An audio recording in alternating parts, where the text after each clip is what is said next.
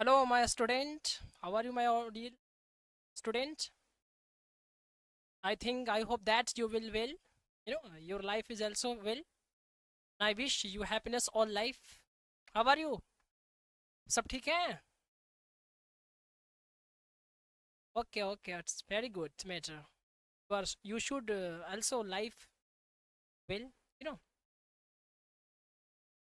Please kindly confirm video and audio, and after that I will teach further. Are you confirm? Yes. Today very most important topic, my dear, my students, and I would like to discuss. आज बहुत ही महत्वपूर्ण और बहुत ही अच्छा चीज़ लेकर आया हूँ जो आपको स्पोकन इंग्लिश को आपको मजबूत करेगा, है ना? सबको पता चल रहा है। और मैं दोनों लैंग्वेज यूज़ करूँगा, हिंदी और इंग्लिश। अगर सिर्फ ओनली इंग्लिश यूज़ करें तो आप सबको समझ में नहीं आएगा। अगर मैं हिंदी यूज़ करूँ तो फिर आप सीख कैसे पाएंगे इंग्लिश, है ना? I am sorry. तो इसलिए I will use both language, English and Hindi.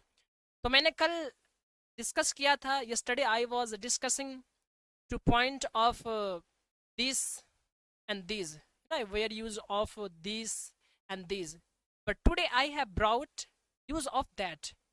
हम लोग that का यूज कहाँ करते हैं, कैसे करते हैं, है ना? कहाँ पर करते हैं वो आज हम लोग इसके बारे में जानेंगे। तो चलते हैं बिना किसी देर किए हुए। बेटी प्लीज सिट डाउन यार। Yes yes, don't low, don't nervous, please wait, be patient. I will learn English, this is my promise. Then you continue joining to us and I will learn perfectly English. Please don't worry. Please looking here, my dear.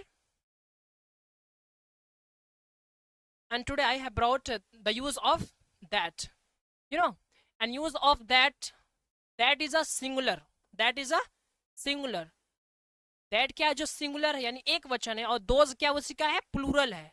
ठीक है।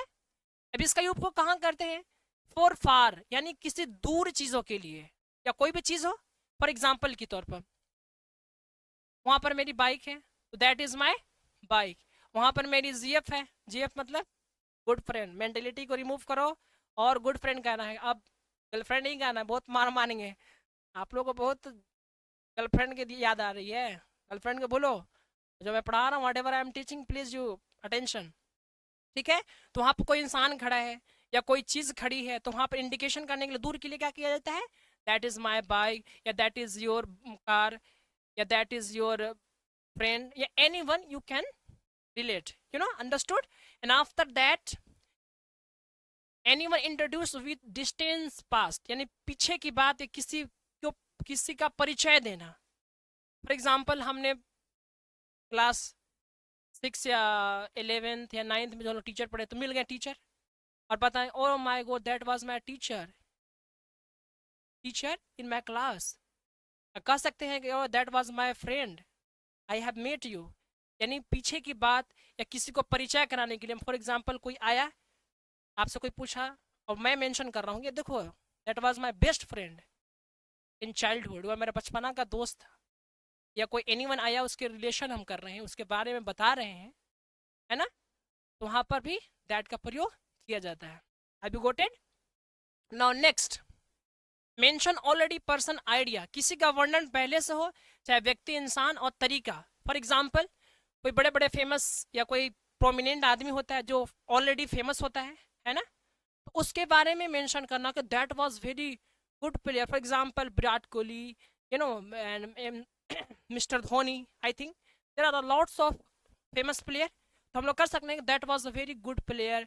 या leader में कोई anyone हो, या for example Subhash Chandra Bose या भगत सिंह या PJ Abdul Kalam, तो that was a very good person, that was a very sensible person, you can use of that, and तरीका मीन्स आइडिया कोई हो, that was a very good concept, या that was a very very good ideas, यानी वो बहुत अच्छा तरीका था, वो बहुत अच्छा काम कर रहा था, उसका विचार अच्छा था।